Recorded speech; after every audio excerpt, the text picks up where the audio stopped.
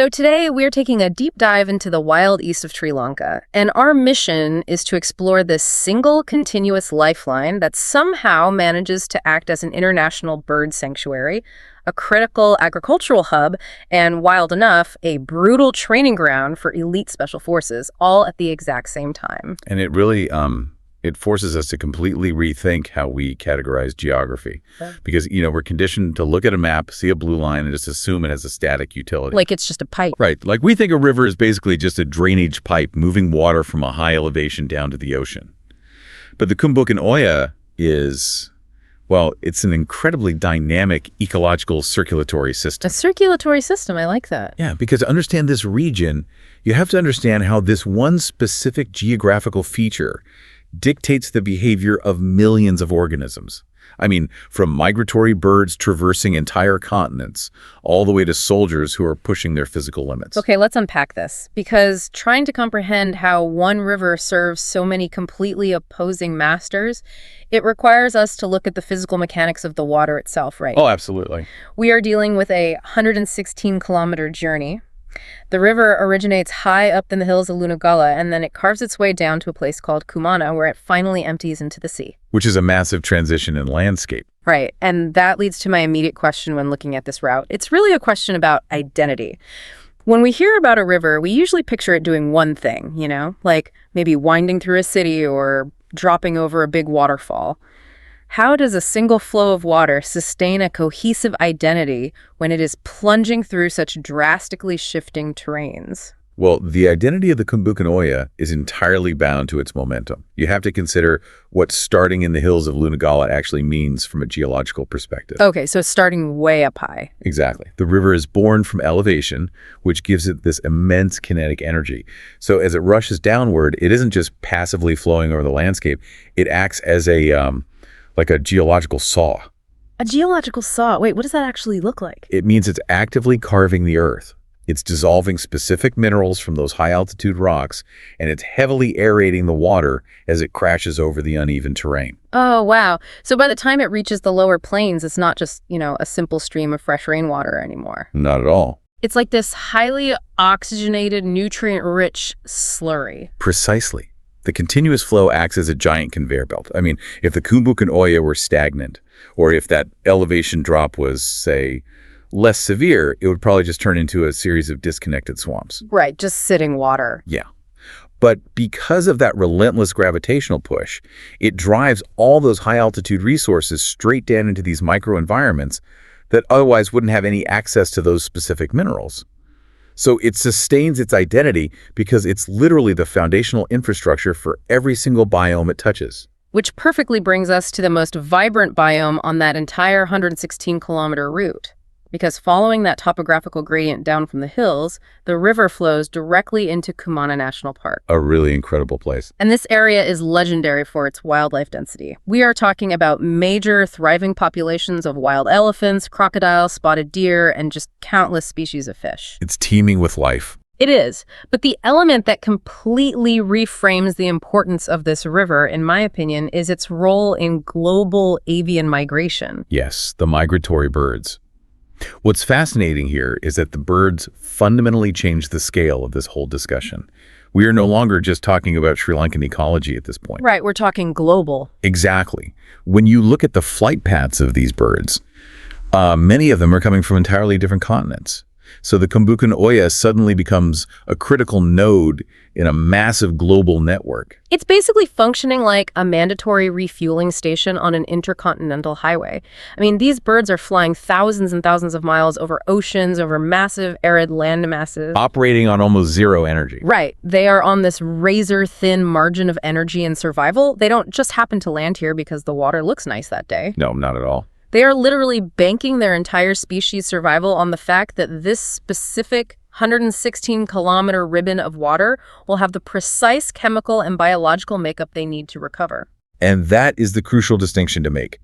Bird migration routes are these invisible ancestral highways that are mapped to very specific hydrological signatures. Hydrological signatures. Yeah, meaning that the birds require the exact nutrient loading we just talked about. The minerals washed down from Lunugala, the specific insects and fish that breed in that highly oxygenated water. Oh, I see. If the flow of the Kumbukkan Oya is altered, or if, say, the mineral composition changes due to some upstream interference, the birds don't just shrug and find another river. They can't just go a town over. Exactly. The physiological toll of searching for a new, unmapped resource could trigger a cascading population collapse. And we're talking about a collapse for species that don't even permanently live in Sri Lanka. That puts an immense, almost terrifying level of pressure on this one waterway.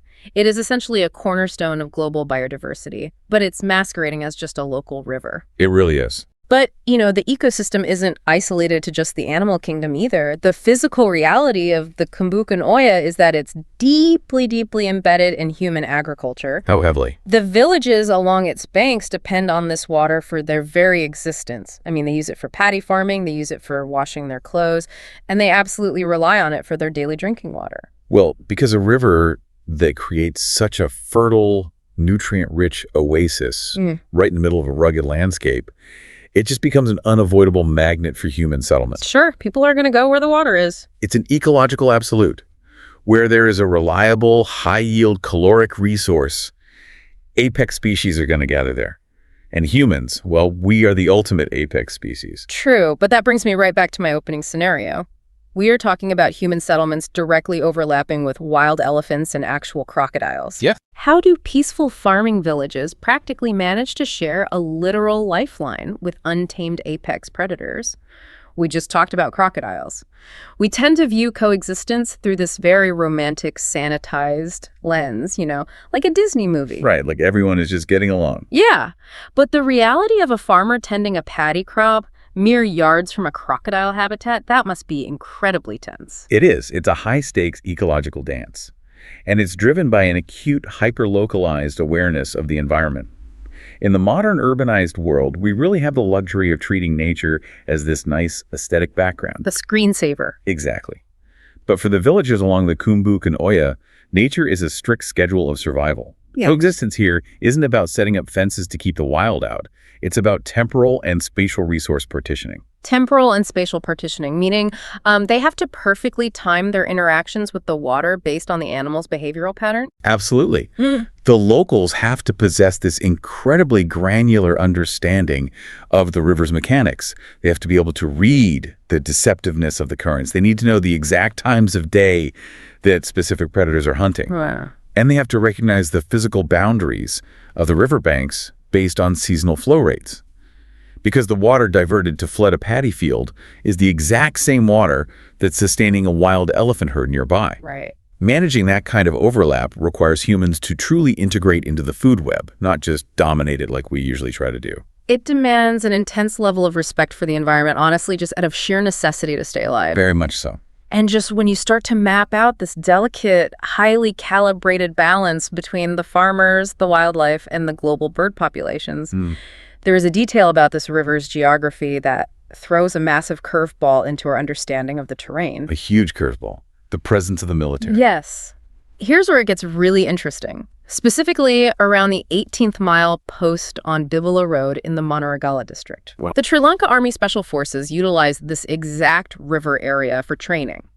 We go from a discussion about, delicate migratory birds and carefully managed paddy farming straight into elite military operations. It's a stark contrast. What does the presence of special forces tell us about the actual physical reality of this terrain? Because it can't just be a peaceful little stream if special forces are there. It completely strips away any lingering romanticism about the river being this gentle, babbling brook.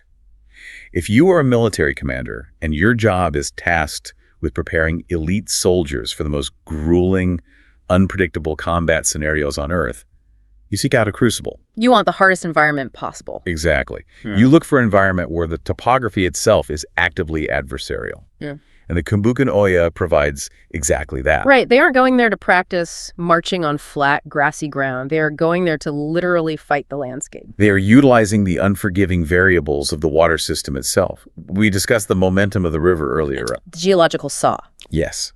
At the 18th mile post, That momentum creates incredibly deceptive undercurrents that have been carved by these ancient rock formations over millennia. So it's dangerous water. Very dangerous. Yeah. You have sudden, unpredictable changes in depth. You have high-angle riverbanks covered in dense, low-visibility forest canopies that completely obscure your sightlines. No. The roar of the rushing water masks movement so you can't hear someone approaching. Yeah. And the thermal variances of those deep pools, they severely challenge physical endurance. So the very features that make the river a haven for wildlife, the dense brush, the powerful currents, the varied depths, are the exact same features that make it an absolute nightmare to navigate tactically. Precisely. It is a masterclass in geographical duality. I mean, the Kumbukkan Oya is simultaneously nurturing enough to support these fragile bird species that are exhausted from transoceanic flights, and yet it's formidable enough to break a highly trained human soldier. That is just wild to think about.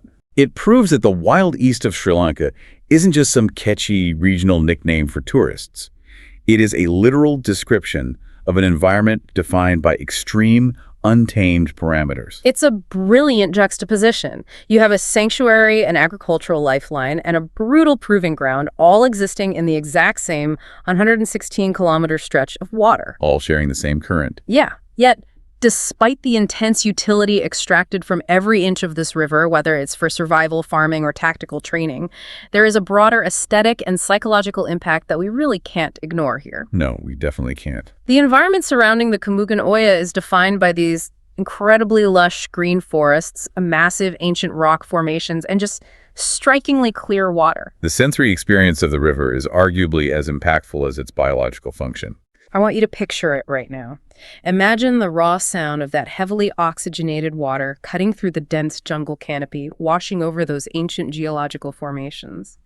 The visceral reality of the space is so powerful that merely observing it, even completely divorced from its practical utility, it triggers a profound psychological response. It really does. There is a deeply documented phenomenon where engaging with the specific environment, or remarkably, even just watching a high-quality video of its clear, flowing water, induces a measurable state of relaxation and happiness. Which, speaks directly to the evolutionary hardwiring of the human brain. Yeah. We were really discussing the psychological utility of the landscape here. What do you mean by psychological utility? Well, for millions of years, human survival depended on identifying clean, rapidly flowing freshwater sources surrounded by thriving flora. Right. Our brains are wired to look for good water. Exactly. When we perceive an environment like the Kumbukkan Oya, our nervous system immediately registers safety, abundance, and ecological stability. Oh, that makes so much sense.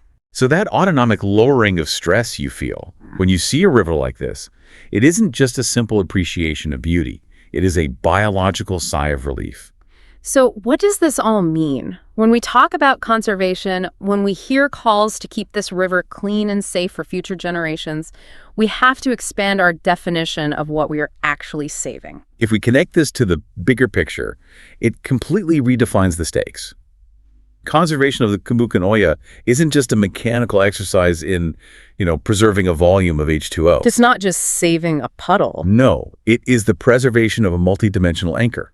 If that water is polluted, or if the flow is somehow choked off upstream, the consequences aren't linear. They cascade. Exactly. You don't just lose the agricultural yield for the local villages. You collapse the global avian flyways. You erase the localized survival schedules of those apex predators, and you destroy the unique topographical crucible that tests the limits of human endurance. You essentially sever the lifeline entirely. You do. We've traced the mechanics of this water from its violent birth up in the hills of Lunugala to its dispersal into the sea at Kumana. We've explored the high-stakes ecological dance required to just survive on its banks and the sheer adversarial nature of its currents. It's a lot for one river to handle. It really is. But as we wrap up this deep dive, I want to leave you with one final thought to mull over. Returning to that fascinating point you made about human psychology. Okay. We established that the mere visual representation of this river, literally just digital pixels on a screen showing clear water flowing over ancient rocks, has the power to measurably lower human stress. Right, the biological sigh of relief. Yeah. It can bring a real moment of biological peace to someone sitting in a concrete office thousands of miles away who has never even set foot in Sri Lanka. That's a powerful connection. So if an ecosystem's mere digital ghost holds that much sway over the human nervous system, what is the invisible psychological cost to our species if we allow the physical reality of these wild, untamed lifelines to dry up forever?